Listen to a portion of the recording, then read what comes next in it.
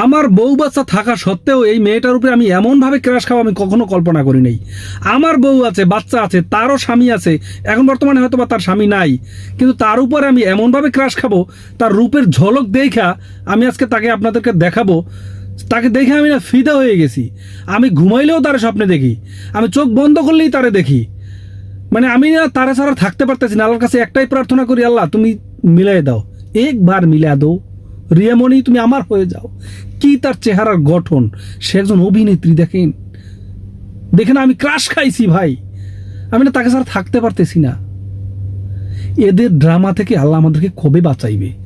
আল্লাহর কাছে দুহাত তুলে প্রার্থনা করি যে আমার সোশ্যাল মিডিয়া থেকে আল্লাহ তুমি আমাদেরকে হয়তো মুখ ফিরিয়ে নাও, আমাদের মেন্টালিটি এমনভাবে তৈরি করো যে সোশ্যাল মিডিয়া যাতে নাই ঢুকতেই মন চায় না, আর নয়তো বা এদেরকে সোশ্যাল মিডিয়া থেকে বের করে দাও মাহমুদ।